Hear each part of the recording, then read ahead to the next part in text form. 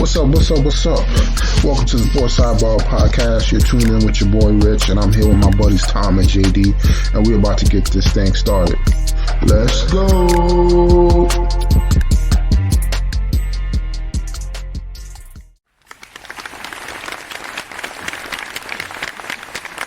All right, ladies and gentlemen. We got a brand new episode for everybody tonight. Episode 125. How's everybody doing today? Doing good, Rich. How you doing? Doing good, man. Glad the snow wasn't a true snowstorm. Otherwise, would have been shoveling like crazy outside. But how's everything on? That's still been weak for you this year. Yeah, I know, man. Down in the big city. Yeah, I feel like ever since the global warming, we're not getting snow no more, man. that ain't a bad thing. No, it's not. Like I like the way it looks, but just don't like cleaning it up. And then New York snow's a totally different animal. So. Mm-hmm. Yeah, no complaints here. You know, up in Massachusetts for the week, doing some product training. I obviously brought the snow up to the Northeast, but other than that, no complaints. Oh man, I don't think this week is warming up. Well, it's probably still in the same 30s, 40s, but. Yeah, I think tomorrow's supposed to be mid 40s, and then Thursday is low to mid 50s, and I'm heading out Thursday, so that's all I care about. After that, I'll be back in the warmth of the South. Oh, it's good because I think it's supposed to snow again on Friday. So yeah, I'm out of here before that. So you're missing it before it hits back up here. So you're all good, man.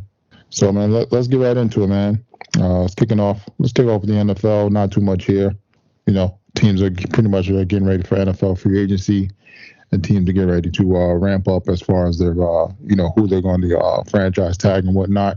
Outside of that, I mean, your boy Aaron Rodgers comes out of his slumber. It's going to be interesting to see, what teams are trying to make offers for him. Because I feel like that's one of the domino effects. Once that thing goes off, everything else will fall into place.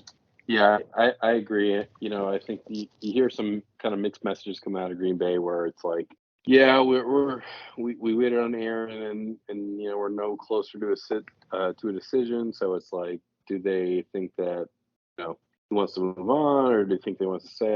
I don't know. At some point, they're going to be like, let's go one way or the other. I don't know if they're there yet, but I'd imagine they're pretty close. And I think you're right. I think once that falls, that everything else will fall into place, and we'll figure out where he's going, where Derek Carr is going, where Jimmy G is going, and then you got, other guy, Marcus Mariota, I know, different level, but like where those guys end up. Mm-hmm. And, March 15th is kind of the day. That's that's new league season starting. So you're going to see some movement, I think, prior to that. Oh, yeah. The only other thing we're going to be waiting on outside of that is the Lamar situation to see what franchise tag he gets. I mean, ultimately, if he gets the exclusive, I mean, he's pretty much back in Baltimore. But if he gets the non-exclusive, then teams will be looking to re-sign him. But Baltimore does have the opportunity to match. But it's pretty much going to be an interesting standoff to see if who's going to give him that guaranteed money. Absolutely. Yeah, it's interesting because I don't think Baltimore wants him to go, but at the same point, I don't think they want him to pay the money that he wants. So if there's a team out there that's going to give him that, whatever it is, $250 million guaranteed, he might leave. But at the same point, I don't blame Baltimore for not throwing that money out at him, right? Like he hasn't really done the 16-game season and performed in the playoffs thing. So it's like it's hard to give a guy that kind of money without knowing what he's truly about. Well, the thing is, man, I mean, if you don't give him money, now you don't have that's the thing. You don't really have a backup in waiting, and then now you got to deal with Joe Burrow in the damn division. So no, I agree 100%. That is the big elephant in the room, is that if you don't want to give them money, what's your other option? And there's not a good one.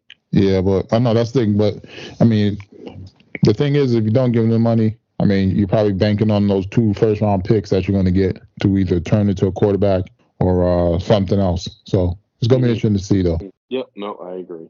And then outside of that, not really much else in the NFL. Your boy Galloway is getting released from the Giants. About time. Pretty much after 2 seasons with like 30 catches and like 540 yards for all the money he's getting paid. Unfortunately, the Giants are going to take a decent dead cap hit next year. I think it's about $15 million due to his release. But fortunately, it was one of those bad signings, man. Just didn't pan out.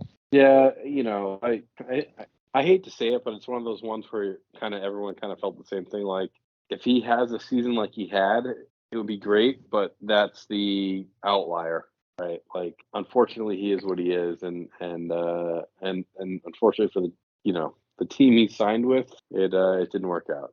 No. So hopefully, he finds a better home. Mm-hmm. There are some teams out there that need a receiver. Still kind of young. I think 29. So got another 3 or 4 years left. So he can definitely go somewhere and play and try to win. So absolutely. Then in about 2 days, man, we got this the combine kicking off. I know people are licking their chops to see some of these upcoming players in this NFL draft. Especially teams that need a quarterback. From what I'm hearing, man, these measurements for Bryce Young are not looking good, man. Somebody said he's about 5'10", about $170, man. As a quarterback, that's ridiculously small. I'm hoping he's not that small, but we're gonna have to wait and see. But pretty much, I think he's gonna measure out in the combine. I heard he's not throwing, so pretty much gonna have to wait for Alabama pro day to see him sling it. So yeah, unfortunately, I think he is that small. He looks like it on TV. I hate to say it, but, it's almost like that. How desperate are you and how good do you think he is? That's kind of the balance you have to weigh. And, I think it'll be interesting to see how this rolls out to the teams that want to draft a quarterback, right? If that's the thing, I feel like there's 2 other quarterbacks out there that potentially could be better. Between Levis and Anderson. Both of them are bigger, a lot stronger. But that's the thing, the quarterback thing is a gamble. Not only that, you got to get him in the right system. So we saw what happened to David Carr. Yeah, David Carr, right? Highly coveted coming out of college, went to Houston, and they could not protect him. He was like the most sacked quarterback pretty much his whole career. And it just ruined his career. So not to say he was a bust, they just team didn't draft well, didn't draft any pieces around him.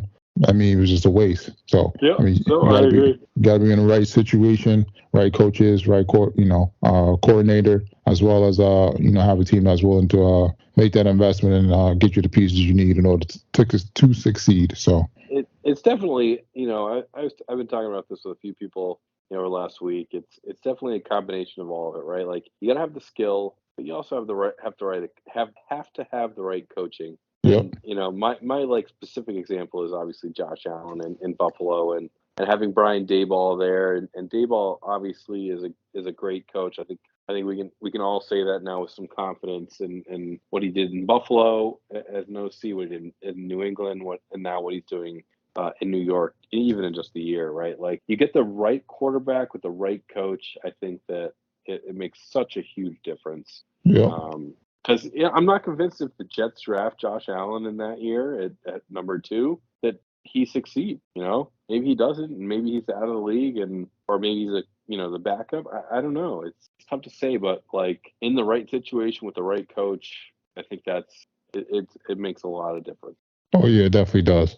So looks like the Texans are moving in the right direction. Looking like the possible team that's going to draft them with that number 2 pick. If somebody doesn't jump up to number 1 to get the Bears pick. But I'm hearing rumors that the Bears could possibly move down 2 spots. Make multiple trades to bounce down to get multiple first round picks, which I kind of think they need in order to get as many impact players as possible, because that team needs a lot of pieces. They do.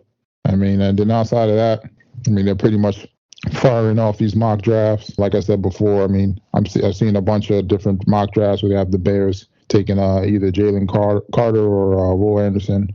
They are trading that pick, and if they don't, that front office should be fired. Yeah, you got to, man. Like I said, because you need pieces, man. You need other pick. You need other players. There's nobody really looking to come to Chicago to play as a free agent. Your best bet is to draft those players and have them homegrown. But ultimately, they need a lot of help. So the thing is if you can't find any valuable partners to trade up that wants to trade up that's going to give you what you want, unfortunately, you're going to have to take the best player available. So So either him or Will Anderson is what I'm seeing. And then we got a slew of quarterbacks going in the top 10 between, Bryce Young, C.J. Stroud, Levis, and then Anderson sneaking up in there close to the top 10. Outside of that, not really much like offensive players. Just saw one offensive lineman up there up top, Peter Sharonsky. I know you guys will probably be eyeing him if he slips down to 13 for the Jets. And then outside of that, everything else is just defense. Bunch of defensive ends. There's like one or two corners possibly going to the top 10, and then just all quarterbacks, man. Yeah, it's a bit of, I would say, a weak class, but there's definitely spots there that you can get some value for your pick. Yeah, it's gonna be interesting to see though, because some teams have multiple picks in that first round. I'm interested to see what the Lions doing as well, because they're on the brink of one of those teams that from going from not playoffs to in the playoffs, and then the fact that Aaron Rodgers is no longer in Green Bay. I mean, you got your opportunity to put the chokehold on the division for a while. So yep, for sure. Then on to the NBA. Your boy LeBron, man, injures his foot. Looks like he's gonna be out for a few weeks. Doesn't look like they're gonna make that playoff push, man. Yeah, I think that he came out and obviously proclaimed to the world that these were the most important 23 games of his career. Fortunate part is that he hurt himself, and I don't know. It's almost like they're going to monitor it, but if he's not good in 2 weeks and the record declines, it's almost like why even do anything? Just let him finish out the year on IR. Yeah, it stinks because they were playing better, I would say, but it's the game. It is what it is. Yeah, man. I mean, it's going to suck, but I mean, I felt like they have some nice momentum with the trades they made on the trade deadline. Like some of the pieces, they got a bunch of players that are playing hard, and then it looks like AD's staying healthy. So when he stays healthy, and you got LeBron, and you got those little ancillary pieces, you got a chance to definitely sneak in the playoffs. Even though it's still going to be kind of hard for them because it's they got to jump up like 6 spots. We'll pretty much jump 6 teams to get in. So. But ultimately, I think it would be good for the playoffs if LeBron was back in the playoffs as well. Yeah, I mean, of course. I mean, it's always good to have LeBron in the playoffs, but again, if he's not healthy, I just don't see a path for that Lakers team to get in. Yeah, I mean, you never know. Maybe they do it without him, man. They pretty much need to win like 19 to 20 of the 25 games to sneak in. So I mean, you never know. No, it's fair. I mean, they could still do it, but I just think it'd be difficult without him. Oh yeah, we're gonna see it tonight. So he's not playing tonight, and I think they were playing. I want to say Memphis. No, who are they playing tonight? Hold on. They lost to Memphis tonight. Oh yeah, so yeah, that parlay was busted. So I thought you were figuring out those parlays, Rich. What the hell? Nah, man. Let me tell you what happened, yo. So first of all, the other night, like I think I showed you Westbrook needed like a half a rebound, and then like the next night, who was it? Was it like another 400? No, Jamal Murray. That's who it was. He was at 21. He needed over 21 and a half. He had 21. That was another like $400. Then some of these players are bums, man. Just straight up bums. I need Steph Curry to come back, man. He's your boy. Yeah, on his parlays, I usually hit on his. But all these other ones, people just don't perform. Like that's great. Like today, Desmond Bain needed 60 over 16 and a half. He got 16. No, of course. Didn't make one three.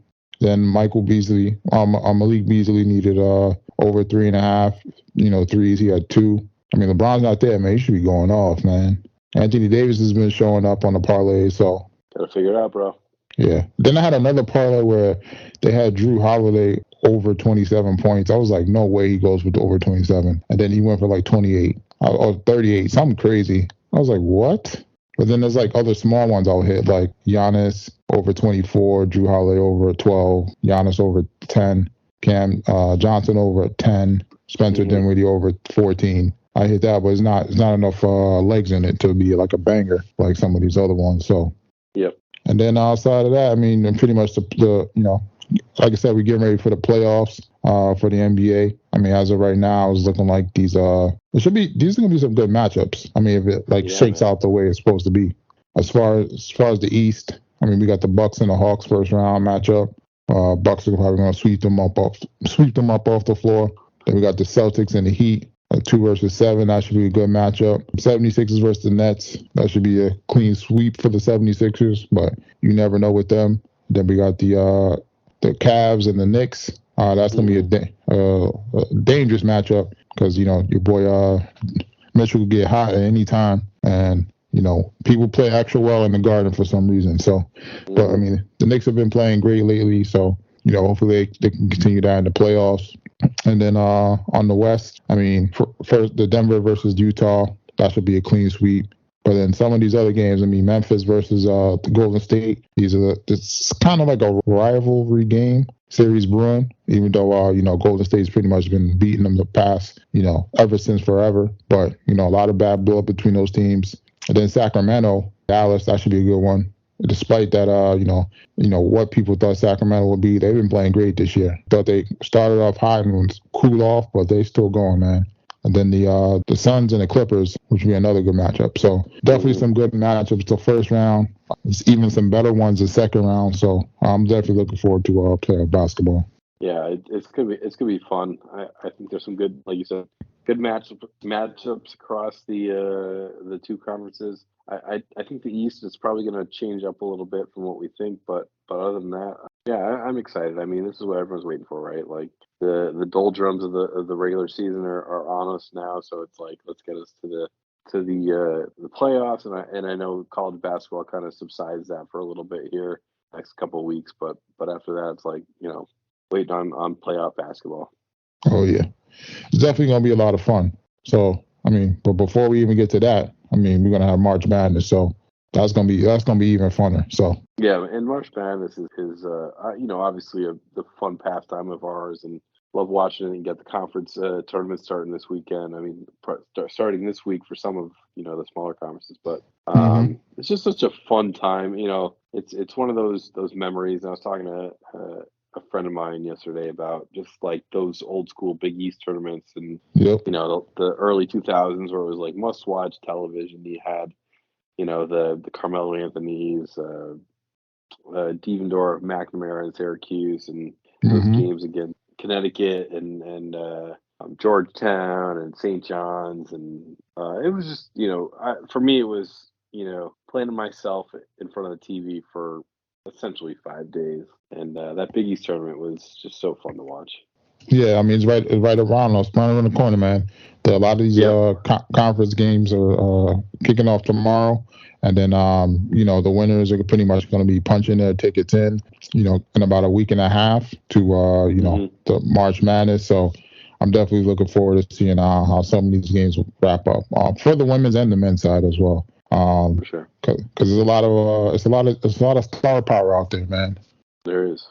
And then you also get to see the coveted prospects right before the draft. So when you see some of these guys like on Arkansas or Alabama that you might not get to see all year just because of the team name or whatever conference they're in, they're on certain networks. They don't get that quality shine time like some of the other big schools like Duke, North Carolina.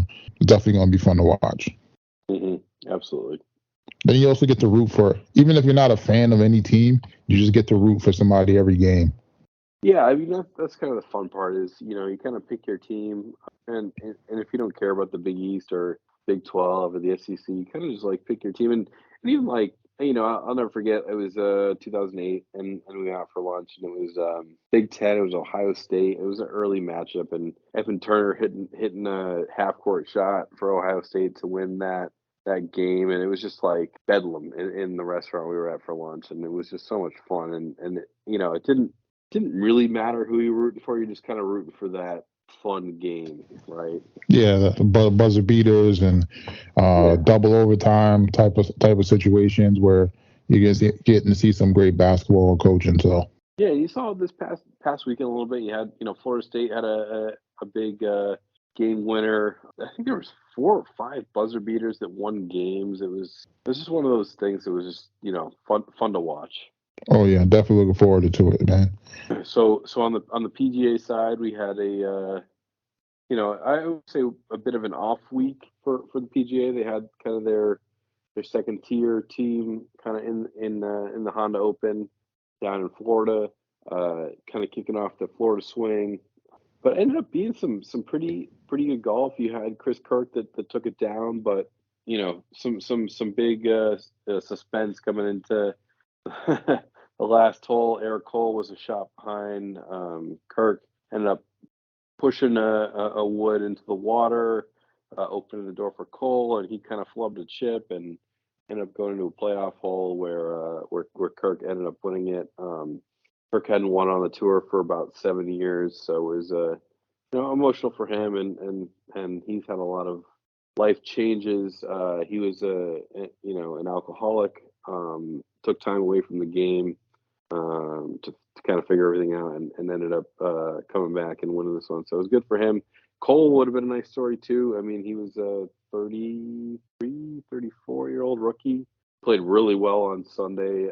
Lipped out a couple putts late in the round that might have this is like one of those tournaments that changes lives, right? Like if you win the tournament, you're set for a year, right? Like you go into every tournament, you play the Masters, play all the majors. You just boost your earnings.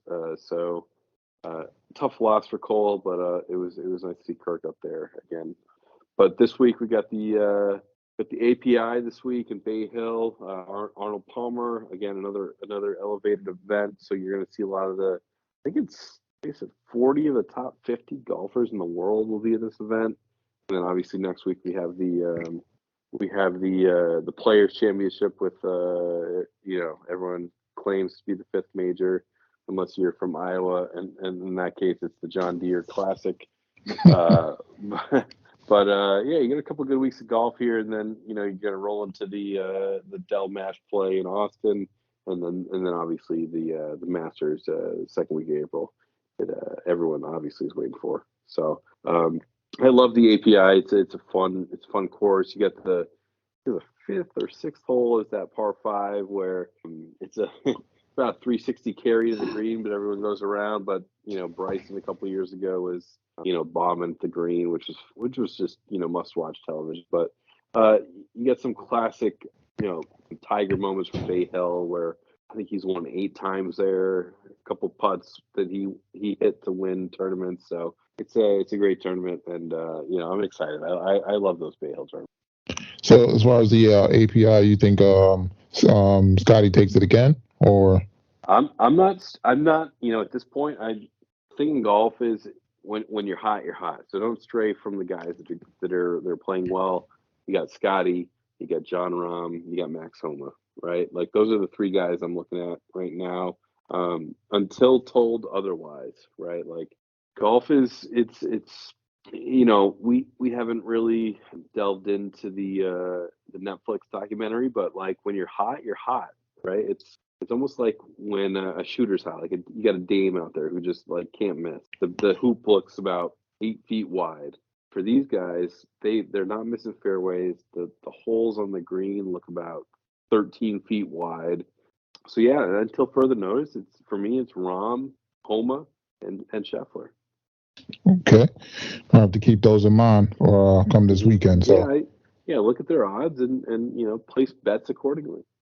Who would you say is a dark horse that could win it? Oh, dark horse. Dark horse at API. Keep an eye out for Jordan Spieth. He's probably not a dark horse, but someone who plays well there. Justin Thomas. Again, I think it comes down to the odds. Dark horse. Let's think of the deep dark horse. I wouldn't be surprised if Justin Rose plays well there. It's a classic course, one that he should know well. Okay. I was thinking, so this is in the Jupiter area, right? So you got to think about the guys that live in Jupiter. It's Rory, it's Justin Thomas, it's Justin Rose. I would have said like a Poulter in the past. He lives in that area, but the guys that play the course that often. Yeah, it's kind of like they have home court, so to say. Exactly. I mean, it's Homa at Riviera. Like Homa plays Riviera. He played Riviera for years. So you always got to kind of think of that. They know the lay of the land. They know the subtle breaks in the greens, things like that.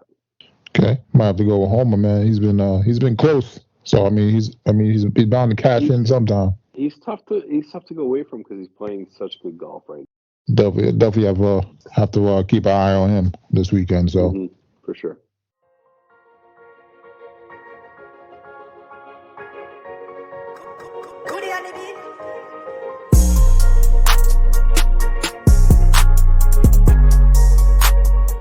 All right, ladies and gentlemen, got a brand new edition of JD's Bites and Brew. What you got for us?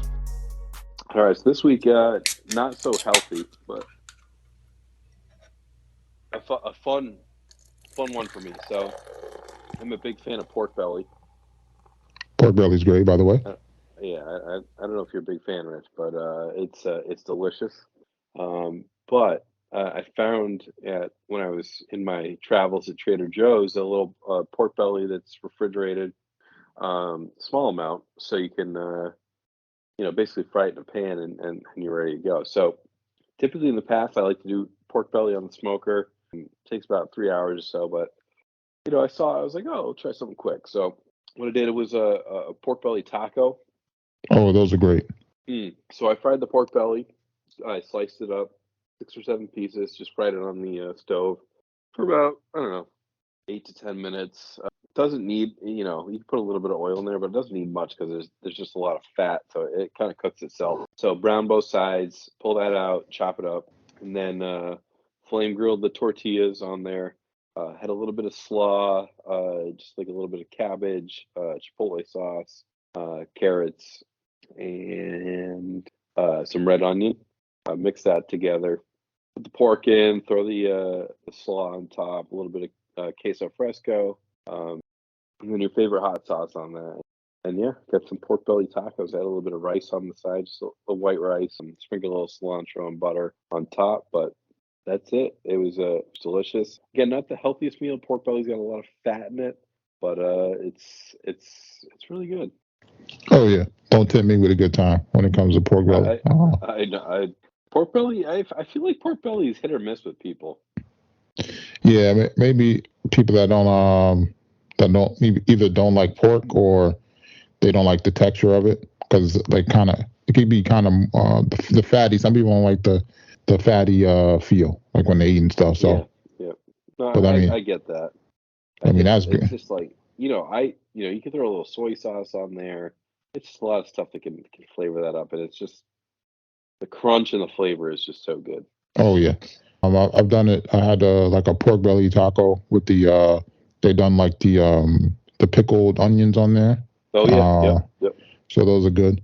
Some cilantro and a few other things. So I could just pop those things and eat them by themselves, man. Them drinks are so flavorful sometimes. Sure. So, and then what'd you guys drink that down with? So I had so this is a local to Framingham, Massachusetts, Jack Savvy, one of the bigger distributors in Massachusetts. I was here, so I was like, oh, I'll have a little of the Pride and Parquet lager. So it's dedicated to Celtics lager. It comes in at about 5.7%. I think it's a standard. They have a house lager that's pretty good. I don't think it strays too far from that. They brand it as a hoppy lager. I didn't get too much hop, profile out of it, but the flavor was good, clean, crisp, which you want from a lager. So yeah, I thought it was pretty good. I probably wouldn't rate it too high. I'd probably give it like a 6.8. I'd get it again, if I was at a bar, but I wouldn't go out of my way to buy it. Oh man, sounds like just a once in a lifetimer. So. Yeah, you see the Celtics logo on it, and you're like, yeah, I'll go for that. But again, like I'm not jumping through hoops to get it for sure.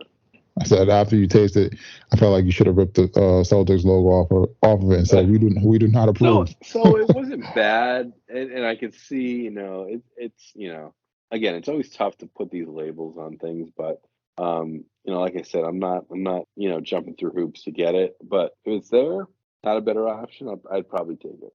Yeah, it doesn't sound too bad, but it's not something you would get if you had to. So you're not extending yourself to get it. That's for sure. Okay, just kind of in the mood for it, or you haven't had it. You want some crisp. You don't want a really like hoppy beer. You just want something easy to take down. I think that's the way to go. But yeah, and like there's there's a lot of beers in that realm, but this one was pretty good. Oh yeah. And then that's JD's Bites and Brew, everybody. For this week, still going through our normal shows for the BRRs. As far as the our staples, keeping us alive out here. We had The Last of Us, another good episode. We get to see what happened with homegirl and her friend. How she initially got bit, and then what happened to her friend. But they didn't really get into the after that though. After she got bit. I thought it was a little bit about one of their more wasteful episodes. Yeah, I thought they would have got into, because remember she was like, oh, that she insinuated she had to kill her, but yeah, they didn't really get to that. Maybe they're saving it for later, another episode, or we'll see what happens though. Yeah, for sure. Based on the last week's preview, you knew this kind of coming. They were going to give the backstory on Ellie and all that. So I'm more kind of excited to see how they move forward and how they end this first season. Oh yeah, but it looks like they're getting back on track with the story. Come next episode. So I'm definitely looking forward to seeing what happens. Yeah. Then we had Mayor of Kingstown. I mean, your boy Bunny is not playing right now, putting out hits on people. So yeah, I mean, we knew this was coming, right? He's only going to last so long in there before he has to start doing his thing. So he put the hit on the DA, and for good reason. He's in his mind, trying to clear the way to get his signature so he can get out of there quicker. Obviously, didn't play out the way, well, at least right now, the way that he thought, because now Mike's at a little bit of a disadvantage walking into that DA office. Obviously, the woman trying to kick him out and doesn't want to really listen to him, doesn't think that what he's doing is helping, and then there's kind of a lot going on with the way things are handled. I think with Bunny and Roth getting their little spot there in the jail. I think Mike's trying to prove that he's worthy doing or something, yeah. Mm-hmm. But I think ultimately they got to get him out, and the whole drone thing seems ridiculous. They're trying to drop heroin in there, and he finds out the source and cuts it off. But yeah, there's I can't imagine they have too many episodes left. I would say 2 or 3, and how are those gonna end out? I mean, Mike's brother saw Iris in the club. Yeah. So I'm assuming they're going to be getting close to Milo here shortly. Yeah, I was a little disappointed, not gonna lie. The episode was only 35 minutes, man. Yeah, it was short. I was like, man, y'all still owe me another 10, man. What's going on here? Right, exactly. I said the same thing. So, I mean, we're going to definitely wait and see what happens as far as which storylines we're going to get for these last few episodes. But, I mean, I feel like it's all going to come to a big boil towards the end where shit is going to be crazy for next season. I agree. And then we had Your Honor. I mean, they're pretty much, I don't know, did you get a chance to catch up or? I'm not caught up. I'm on the other two. I'm not. I sacrifice Your Honor. Okay. Yeah. So, I mean, Your Honor. I mean, still a good episode, but I mean, I feel like they're deviating from. I feel like they're getting back on track now with everything else. As far as the stuff they were going over with about his wife who got killed, but it still tied into some of the other stuff with the cops. So, and we kind of see.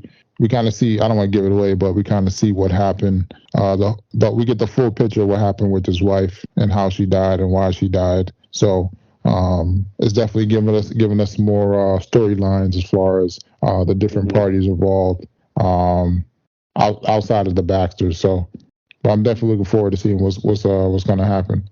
Like once they get back on track with the Baxters and stuff. So. Yep, for sure.